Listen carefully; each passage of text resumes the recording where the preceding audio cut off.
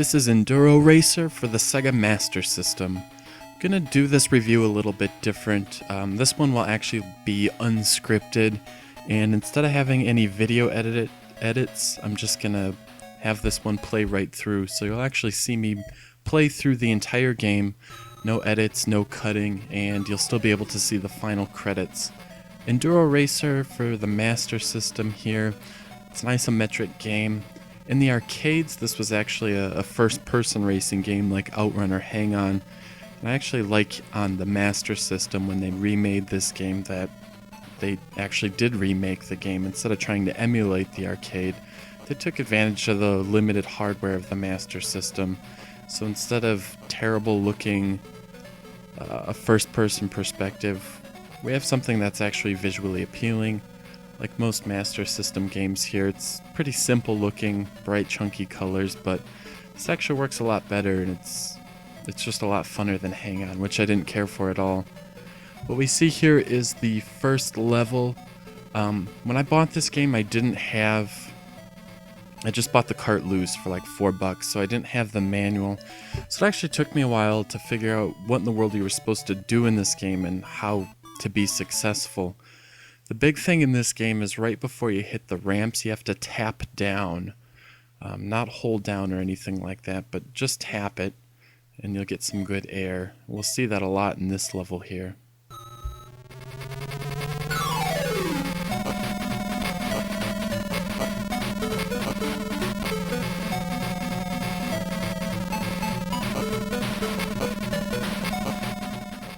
So right now I'm just nailing all of my jumps. Maintaining, well, there I crashed into a guy, but if you hit a jump just right, you won't lose any speed. So right there, he's still accelerating.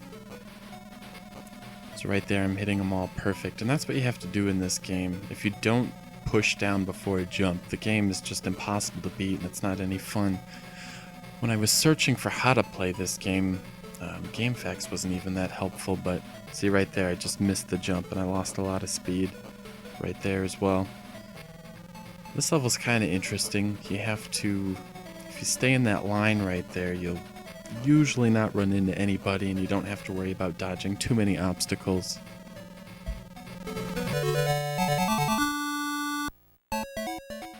So what we see here is what happens after you beat a level. You get a time and you get these credits for how many cars you passed. So on these first two tracks, I've passed 8 cars on each one, and I have 16 points to spend. Here I'm using an item that repairs some of the damage, and that's about all I ever do. And when you buy suspension, handling, tire upgrades, it only lasts for that specific track, and then it goes away. So I just don't even bother.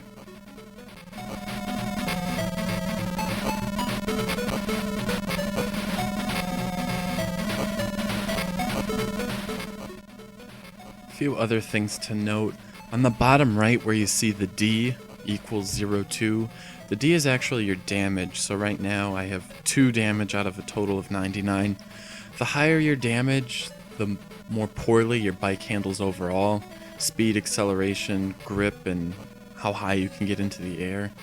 So right now I have very little damage, and I doubt you'd notice the difference between no damage and 2 damage. Also in the upper left we see the time. When the game starts you get 60 seconds to beat the first level, and every level gives you 60 seconds. And whatever time, so on the first level if I did it in 43 or whatever seconds, I'll have 13 seconds carry over to the next level and so on. And the time maxes out at 99, so in most of these levels, especially as it progresses, I'll probably start with 99 seconds.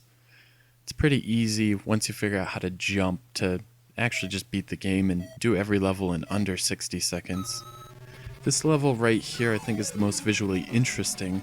It's also probably the hardest level in the US release. We're going to come up here where you actually, right there, you have to jump over the water. If you land in the water, you get stuck in it. I'm not sure if on this playthrough I ever hit the water at all. But right there you saw that set of jumps right there. It's probably the hardest part in the whole game.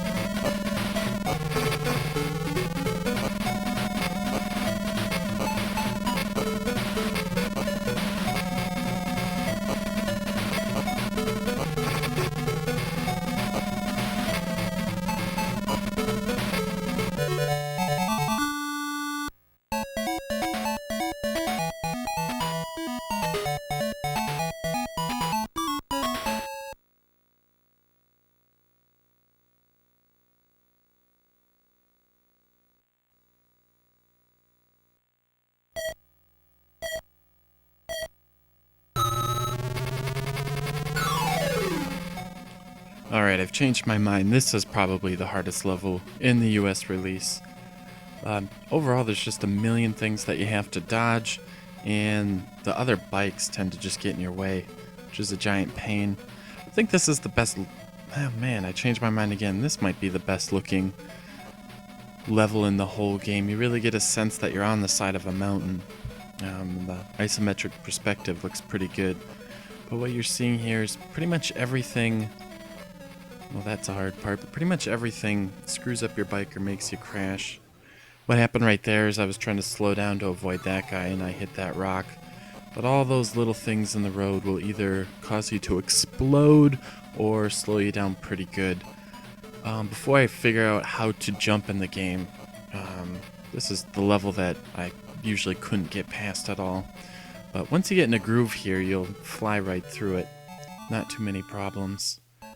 So those are the 5 levels in the US version. Now, in the Japanese release, there were 10 unique levels. When they ported this over for Europe and America, they used a smaller ROM size, I assume to save money, and they just cut half of the levels. So instead of having 10 unique levels, you have the same 5 levels repeating twice. Now what you're going to notice now on our second go through here is that to make up for cutting the levels, they just toss twice as many opponents on the track. Now, this isn't so bad on this level because it's fairly simple and it's, still easy to dodge twice as many opponents. But on the harder stages, it just ruins the flow of the game. The tracks just weren't meant to have that many opponents on the screen at once, so I don't particularly care for how they cheaped out and saved some money with this release.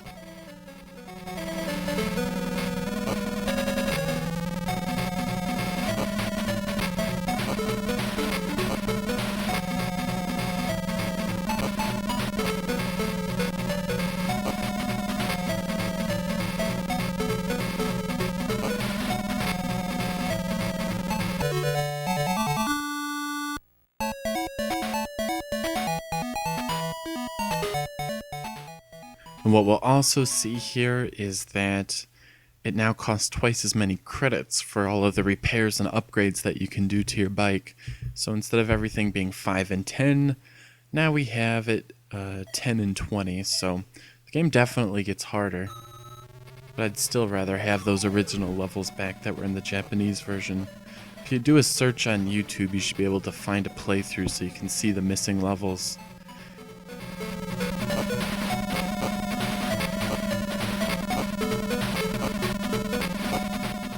Well, I'm running out of things to talk about with this game. I'll just say in closing that this isn't a great game either, but it's very playable. And I actually enjoyed playing it. I still enjoy playing it. I actually played through twice and picked the better 2 of my runs for this video. It's a fun little game. It's a good looking game. I like the music. The handling's pretty cool. And I wish they had done a few things different. I wish we would have gotten all 10 levels, and I wish the item system was more fleshed out. It's kind of rushed and it's kind of dumb. The fact that your upgrades only last 1 level, it doesn't really give you any incentive to upgrade your bike. Just keep repairing damage so that your bike stays in tip-top shape. In closing here, you can stick around and watch the last, looks like 3 levels that I'll play through and beat here. Enjoy the music, try and figure out what's going on, and then definitely stick through to the end because the ending credits are pretty hilarious and it actually makes it worth playing through the game. I played through this and had my girlfriend watch the end credits and she was laughing because it's really funny. So stick around. I probably won't do many of these unscripted. I have a guess that listening through this is going to sound a little bit sloppier than I want, but if you like it, leave some feedback. Otherwise, just enjoy the playthrough. Thanks.